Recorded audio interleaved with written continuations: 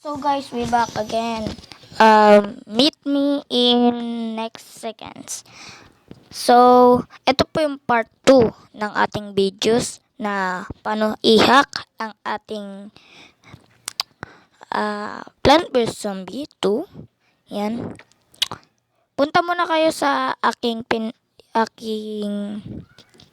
unang-unang video bago ito. Okay? And don't forget to like and subscribe to my channel. And let's start it.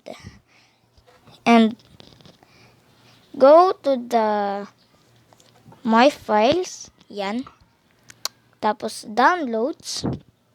Yan. Ito po. Yan. Install nyo po. Actually guys, pagtapos neto, may OBS po. OBS. OBBS.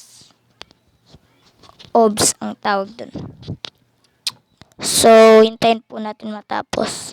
Wait lang guys iihi ako. Hehe.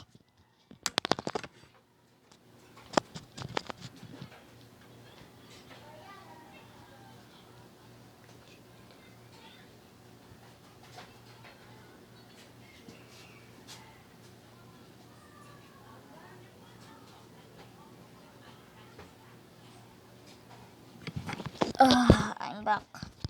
I'm back guys. Sana natapos yun. So, open natin. Tignan natin kung may OBS talaga siya actually.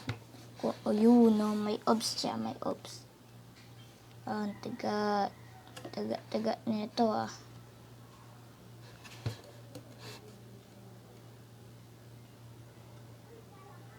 Yan. Tapos, ulitin nyo na lang po.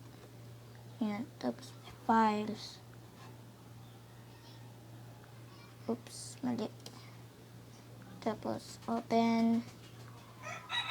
Again. Yan. Time po natin mag-download dyan. Kung not available po sa inyo, go on. Sige.